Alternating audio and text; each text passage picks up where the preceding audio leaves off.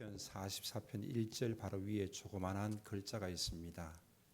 고라 자손의 마스길이다. 이 시편 44편은 고라 자손들이 쓴 글입니다. 고라 자손은 여러 개의 시편의 글을 썼습니다. 그 중에 하나입니다. 민수기 16장에 보면은 고라에 대한 기록이 나옵니다. 레위 자손 중에 하나입니다. 고라는 르우벤 자손 다단과 아비람과 온과 이 네 명이 주축이 되어져서 250여 명의 족장들과 함께 반기를 들었습니다. 왜 모세와 아론 너희들만 우리를 지도하느냐?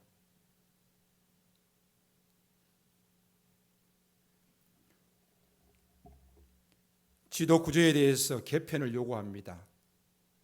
우리도 함께 참여하자. 우리 족장들도 함께 참여하겠다. 그래서 50여 명의 족장들과 더불어서 반기를 든 사건입니다. 특별히 고라는 나도 레위 지파인데 왜 너만 우리를 지도하느냐? 하나님께서는 이들의 모습을 보시고 땅을 갈라서 250여 명의 족장들이 그 땅 속에 깊이 빠지게 되어집니다. 불에 타 죽습니다. 이스라엘 백성들이 그 모습을 지켜보면서 두려워하여서 도망합니다. 자기들도 삼켜질까 싶어서 두려워하는 모습을 보여줍니다. 이처럼 이 일로 인하여서 고라 자손들은 그 남아있는 후손들은 어떤 반응을 보였을까요?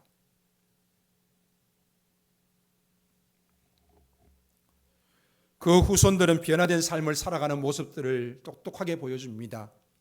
그러면서 시편 글을 통하여서 그들의 변화된 모습들을 보여주고 있습니다. 이들은 성막에서 레위인으로서 봉사의 역할을 합니다. 성전의 문지기로서 찬양 대원으로서 봉사합니다. 그러면서 그들은 이 일들을 감당하면서 하나님을 섬기고 있습니다. 그들의 조상들은 지도자가 되기를 원했지만은 그 일로 인하여서 그 어마어마한 사건들이 나타난 것을 그들은 조상들로부터 듣고 잘 알고 있습니다. 그리고 그들은 이제는 더 이상 그러한 모습이 아니라 겸손히 낮아진 모습으로 성전 문지기로서 찬양대원으로서 봉사하는 역할들을 감당하고 있습니다. 그러면서 이스라엘 가운데 힘들고 어려운 일이 찾아왔습니다. 바로 오늘 시편 44편은 이방 민족에게 전쟁에서 져서 비참한 상황 가운데 있습니다. 이러한 그때에 고라 자손들이 하나님 앞에 기도하는 글이 바로 이 시편 44편 글입니다. 말할 수 없는 수모와 고통을 당하는 그 상황에서 하나님께 탄식의 기도를 드리고 있습니다. 고라 자손들이 이처럼 하나님 앞에 기도하고 있다는 사실에 주목하시기를 바랍니다. 오늘 이 시편 44편은 하나님 앞에서 불평하는 모습으로 비추어질 수도 있습니다. 하나님 앞에 대드는 기도를 하는 모습으로 비춰질 수도 있습니다. 그러나 그렇지 않습니다. 시편 44편을 통하여서 이들의 그 기도의 모습을 한번 살펴보도록 하겠습니다. 오늘 본문에 보면 반복되는 단어가 있습니다. 주께서라는 단어입니다. 무려 10번씩이나 반복하고 있습니다. 1절부터 8절까지는 주께서라는 말은 플러스 의미를 가지고 있습니다. 옛날에 주께서 우리에게 축복을 베풀어 주셨습니다 라는 것입니다. 1절 말씀 보니까 주께서 우리 조상들의 날 곧 옛날에 행하신 일을 그들이 우리에게 일러주매 우리가 우리 귀로 들었다라는 것입니다. 이렇게 하여서 우리가 이 땅에 정착하게 되어졌다라는 것입니다. 하나님의 위대하신 역사와 구원을 후세 백성들에게 말해준 것입니다. 주께서 하셨음을 그들은 고백하고 있습니다. 가나안에 살고 있던 그들을 주의 손으로 하나님이 직접 내쫓으시고 우리 조상들을 이 땅에 뿌리박게 하시고 주께서 다른 민족들을 고달프게 하시사 우리 조상들을 번성하게 하셨다라고 고백하고 있습니다. 이러한 일들을 후세 백성들에게 잘 가르쳤던 것입니다. 그리고 많은 세월이 흐른 이후에도 이들은 이 고백을 하고 있는 것입니다. 3절 말씀 보면 그들이 자기 칼로 땅을 얻어 차지함이 아니요 그들의 팔이 그들을 구원함도 아니라 오직 주의 오른손과 주의 팔과 주의 얼굴에 빛으로 하셨으니 주께서 그들을 기뻐하신 까닭이니라. 하나님의 행하신 일들을 그 후대 백성들이 이렇게 고백하고 있는 것을 보면 얼마나 후세 백성들에게 잘 전달되었는지 알 수 있습니다. 4절에서 6절에는 이렇게 말씀하고 있습니다. 주는 나의 왕이시니 야곱에게 구원을 베푸소서. 우리가 주를 의지하여 우리 대적을 누르고 우리를 치러 일어나는 자를 주의 이름으로 발붙이리이다. 나는 내 활을 의지하지 아니할 것이라. 내 칼이 나를 구원하지 못하리라. 오직 주께서 우리를 우리 원수들에게서 구원하시고 우리를 미워하는 자로 수치를 당하게 하셨나이다. 우리가 종일 하나님을 자랑하였나이다. 우리는 하나님의 이름에 영원히 감사합니다. 이처럼 주께서 하신 일들을 그들은 말씀하고 있습니다. 그런데 중반부 들어가면은 주께서 하신 일들을 말하면서 불평이 가득합니다. 마이너스입니다. 지금 고통이 바로 주님의 탓이라는 것입니다. 일이 잘못되어진 것이 하나님의 탓이라는 것입니다. 그래서 13절 14절에 보니까 주께서 우리로 하여금 이웃에게 욕을 당하게 하셨다. 그들이 우리를 둘러싸고 조소하고 조롱한다. 14절에서 주께서 우리를 뭇백성 중에 이야기거리가 되게 하셨다. 민족 중에 머리 흔들림을 당하게 하셨다. 이렇게 고백하고 있습니다. 삶의 어려움을, 지금의 고통을 하나님의 탓으로 돌리고 있는 것입니다. 지금 이 고백이 신앙 있는 자의 모습입니까? 그들의 쏟아내는 말을 자세히 보면은 도무지 신앙인이라고 볼 수 없을 정도의 말을 쏟아내고 있습니다. 도대체 무엇이 문제입니까? 신앙 자체가 문제입니까? 아니면은 그들의 삶이 너무 어렵고 힘들기 때문에 고통 속에서 절규하고 있는 것입니까? 우리도 살다 보면은 힘들고 어려운 일들을 만날 수 있습니다. 실패를 경험하고 고통을 경험할 수 있습니다. 하나님께 도움을 요청했지만은 아무런 응답이 없을 때가 있습니다. 삶이 뒤틀려지고 하나님이 떠나가신 것 같고 하나님이 나를 버리신 것 같은 느낌이 들 때가 있습니다. 내가 도대체 뭘 잘못했길래 내가 왜 이렇게 어려움을 겪어야 하는가? 왜 주변 사람들로부터 손가락질을 받아야 하는가? 하나님이 살아계시다라면 이런 일이 어찌 일어날 수 있는가? 내가 잘 믿어보려고 했는데, 신앙생활 잘 하려고 했는데 어떻게 하나님이 이러실 수 있습니까? 하나님이 살아계시다라면 이럴 수 없는 거 아닙니까? 신앙조차 흔들립니다. 큰 시험이 찾아옵니다. 고통스럽고 괴롭습니다. 시편 기자 고라자손들은 이 고통을 어떻게 이겨내었습니까? 17절 말씀 보면은 이 모든 일이 우리에게 임하였으나 우리가 주를 잊지 아니하며 주의 언약을 어기지 아니하였다라고 고백하고 있습니다. 무슨 말입니까? 이 모든 일이 우리에게 임하였다라는 것은 현실이 바뀐 것이 아무것도 없다라는 것입니다. 하지만 달라진 것이 있습니다. 무엇입니까? 우리가 주를 잊지 아니하며 주의 언약을 어기지 아니하였다라는 것입니다. 무슨 말입니까? 현실은 바뀌지 않았지만은 현실을 바라보는 생각이 달라졌다라는 것입니다. 현실 너머에 하나님이 보이기 시작했습니다. 주를 잊지 않았다라는 것은 보이지 않는 하나님을 보았다라는 것입니다. 그때부터 변화가 일어나기 시작하고 그때부터 신앙 고백이 터져 나옵니다. 중요한 것은 생각의 변화가 일어났던 것입니다. 현실을 바라보는 눈이 달라졌던 것입니다. 내 생각이 바뀌고 내 속에 변화가 일어났던 것입니다. 영적인 눈이 뜨여지면은 인생을 바라보는 그 눈도 달라지게 되는 것입니다.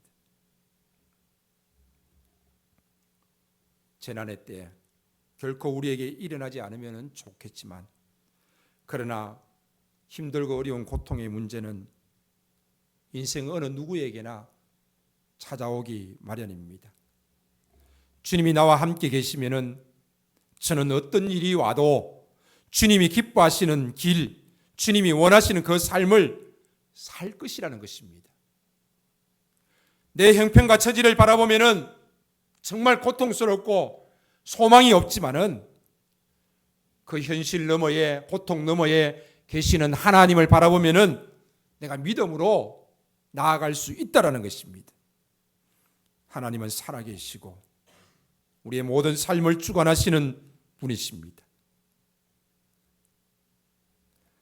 하지만 하나님을 믿는다고 할지라도 그 어려움이 다 지나가는 것은 아닙니다.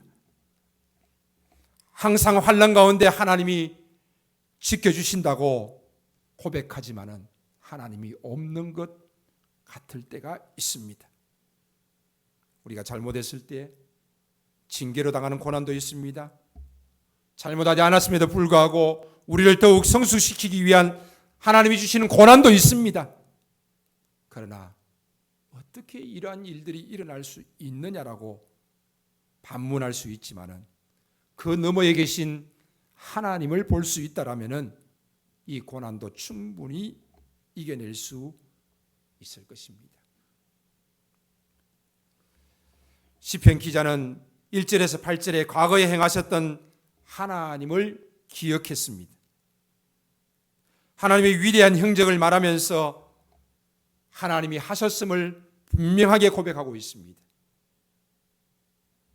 그리고 9절부터 16절까지는 하나님 앞에 자신의 문제를 토론하고 있습니다.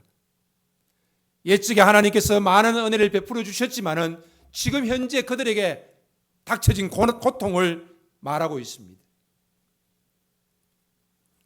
그 문제가 얼마나 고통스럽고 낙담이 되었는지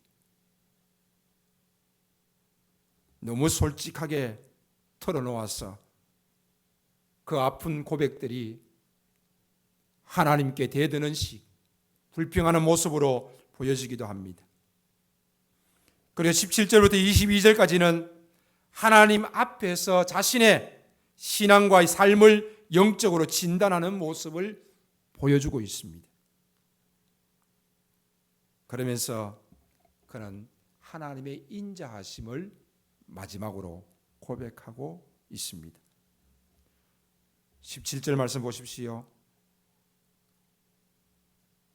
이 모든 일이 우리에게 임하였으나 우리가 주를 잊지 아니하며 주의 언약을 어기지 아니하였습니다라고 고백하고 있지 않습니까?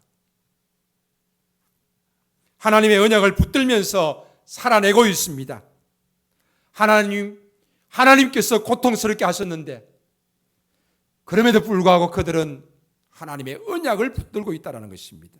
18절에 우리의 마음은 위축되지 아니하고 우리의 걸음도 주의 길을 떠나지 아니하였습니다.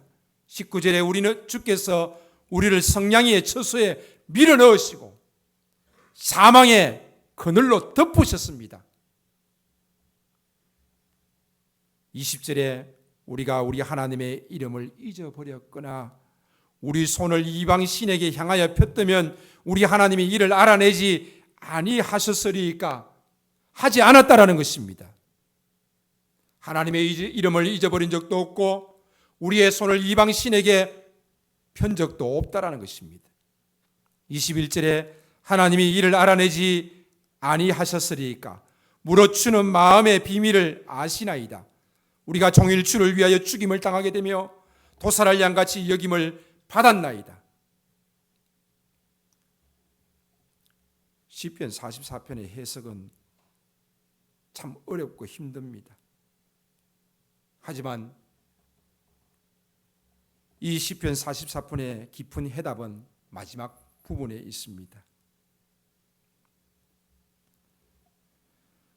23절 말씀 보니까 주여 깨소서 어찌하여 주무시나이까. 한번 따라하겠습니다. 주여 깨소서 어찌하여 주무시나이까. 일어나시고 우리를 영원히 버리지 마소서.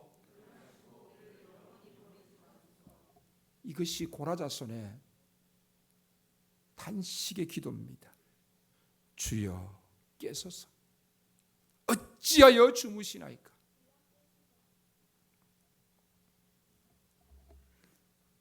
하나님은 고통 속에 있는 이스라엘 백성들을 외면하지 않으셨습니다.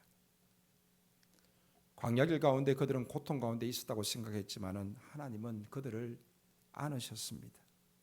그래서 신명기 1장 31절에 사람이 자기 아들을 안는 것 같이 너희 하나님 여호와께서 너희가 걸어온 길에서 너희를 안으사 이곳까지 이르게 하셨느니라 말씀하고 있습니다. 하나님은 이스라엘 백성들을 품에 안으시고 광야길 가운데 40년 동안 그들을 이끌어 오셨습니다. 하지만 이스라엘 백성들은 광야 생활 가운데 너무 힘들고 어렵다고 불평하고 원망했습니다. 고함 지르고 모세에게 삿대질하고 지도자를 바꾸고 다시 애굽으로 돌아가자고 말한 적이 한두 번이 아닙니다. 늘 불안하고 지루하고 힘들고 짜증스러운 모습들을 가졌습니다. 하지만 모세는 전혀 다른 시각을 가지고 있었습니다. 하나님이 아버지가 자기 자녀를 안는 것처럼 하나님께서 이스라엘 백성들을 안으셨다라고 말씀하고 있습니다. 광야를 보는 눈이 달랐던 것입니다. 모세는 광야 여정을 고난의 통로로 보지 않았습니다. 그는 광야를 하나님의 품에 안겨서 걷는 은혜의 통로로 보았던 것입니다. 모세에게 하나님은 광야길 가운데 자기 백성을 품에 안으시고 자상한 아버지로서 백성들을 보호하시고 공급해 주시는 인도해 주시는 분으로 고백되었습니다. 그는 광야 생활을 하나님의 품에 안겨 있는 삶으로 바라보았던 것입니다. 광야 생활을 보는 모세의 눈은 백성의 눈과는 달랐던 것입니다. 신앙생활은 하나님의 품에 안겨서 살아가는 것입니다. 우리가 한 번도 보지 못한 하나님의 품에 안겨 있다는 사실을 우리는 잊어서는 안 됩니다. 품에 안긴다는 것은 온몸으로 느끼는 것입니다. 가슴으로 느끼는 것입니다.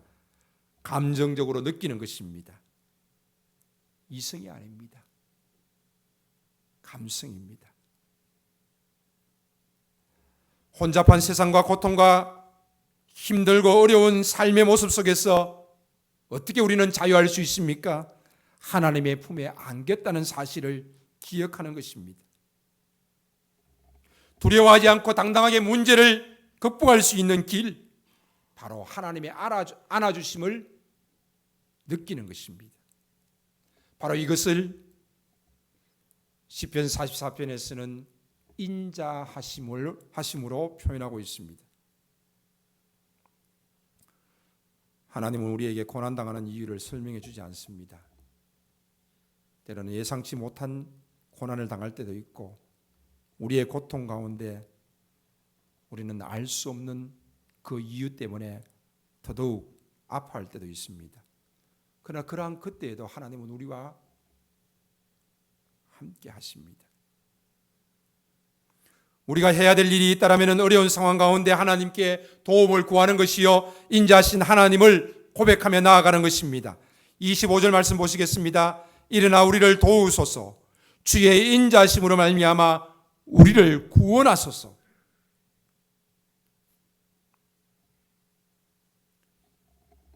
우리의 영혼이 진토 속에 파묻히고 우리의 몸이 땅에 붙었습니다.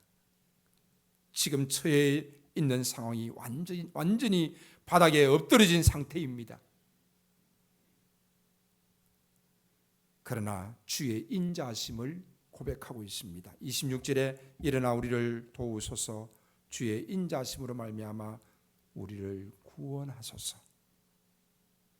바로 인자의 하나님을 고백하고 있습니다. 하나님은 사랑의 하나님이십니다. 하나님은 아버지가 자식을 사랑한 같이 자기 백성들을 품에 안으시고 그들을 광야길 가운데 인도하신 분이십니다. 그 하나님의 인자하심은 인간의 행위, 인간의 선악에 따라서 베풀기도 하고 거두기도 하시는 것이 아닙니다. 우리의 모습이 어떠하든지 간에 우리의 선과 악과 상관없이 하나님의 긍휼하심과 인자하심은 늘 우리와 함께 하십니다. 우리가 율법을 잘 지켰냐? 그래서 우리의 구원의 문제가 일어나지 않느냐? 그것이 아닙니다.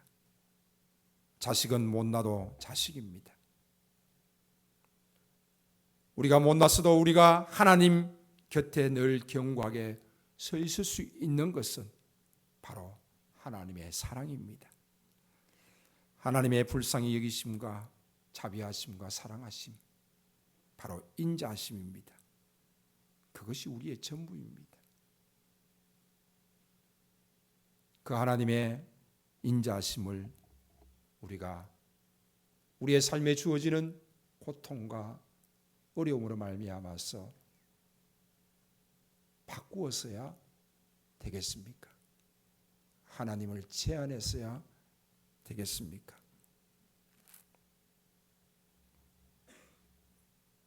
자녀를 뿌리칠 부모가 어디 있겠습니까?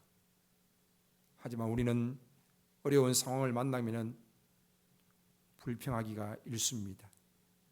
하나님을 원망하기가 일쑤입니다. 하지만 그 어려운 상황 속에서도 하나님은 인자하신 하나님이십니다. 자식을 품에 안고 광야길에서 인도하신 그 하나님은 지금도 우리를 품에 안으시고 인도하시는 하나님이십니다. 예수님은 이 인자의 하나님을 선한 목자로 말씀해 주고 있습니다. 오늘 본문에 보니까 사망의 그늘에 들어갔다라고 말하고 있습니다. 시편 23편에 보니까 다윗의 고백 속에서도 이러한 고백을 볼 수가 있습니다. 시편 23편에 보니까 사망의 엄침한 골짜기로 갔다라고 고백합니다. 목자는 양들을 푸른 풀밭으로 쉴만한 물가로 인도합니다. 하지만 뜨거운 태양이 내리쬐는 낮에는 양들을 그 뜨거운 태양 아래 둘 수 없습니다. 그래서 그 양들을 이끌고 골짜기로 갑니다. 골짜기에는 그늘이 있고 물도 있고 쉬기에 적당합니다. 하지만 양들만 쉬러 온 것이 아니라 이 골짜기에는 맹수들도 쉬러 옵니다. 그리고 그 맹수들은 먹잇감을 노리고 있습니다. 그래서 골짜기에는 동물의 뼈들이 흩어져 있습니다. 이 골짜기를 사망의 엄침한 골짜기라고 말합니다. 하지만 목자가 있으면은 맹수들이 양을 해치지 못합니다. 목자는 자신이 양들과 함께 있음을 알리는 피리를 붑니다. 그 피리 소리는 양들로 하여금 목자가 자기들과 함께 있음을 알게 합니다. 또한 이 피리 소리는 맹수들로 하여금 내가 이 양들을 지키고 있다는 것을 알려주기도 합니다. 맹수들은 감히 양들을 먹잇감으로 삼지 못합니다. 바로 목자가 있기 때문입니다. 우리 예수님은 선한 목자 되심을 우리에게 말씀하고 있습니다. 그리고 우리와 함께 하심을 말씀하고 있습니다. 선한 목자 되신 그분이 늘 우리와 함께 하셔서 우리를 푸른 풀밭으로 쉴만한 물가로 또 사망의 음침한 골짜기로 간다 할지라도 해를 두려워하지 않고 우리가 그 두려움 없이 평안을 누릴 수 있는 것은 목자가 함께하기 때문입니다. 인자의 하나님이 우리와 함께 하십니다. 그 하나님이 우리를 긍휼히 여기십니다. 우리의 현실, 우리의 형편 고통스럽고 아픕니다. 그러나 우리와 함께 하시는 인자의 하나님, 긍휼의 하나님, 선한 목자 되신 그 예수님, 그분을 우리가 바라볼 때에는 우리는 해를 두려워하지 않을 것입니다. 맹수들이 바로 곁에 있다 할지라도, 사망의 음침한 골짜기라 할지라도 목자가 나와 함께 있음으로 인해서 두려워하지 아니하고 혼란스럽지도 아니하고 그 골짜기에서 도리어 쉼을 얻게 될 것입니다. 힘들고 어렵습니까? 골짜기와 같습니까? 쉼을 누리시기를 바랍니다. 인자하신 하나님이 함께 하십니다. 선한 목자 되신 우리 예수님이 함께 하십니다. 그분이 우리와 함께 하시면 아무리 힘들고 어려운 것도 주님의 함께 하심으로 인해서 두렵지 아니하고 평온을 누릴 수 있으며 쉼을 얻을 수 있을 줄로 믿습니다. 아멘. 지금은 선한 목자 되신 우리 주 예수 그리스도의 은혜와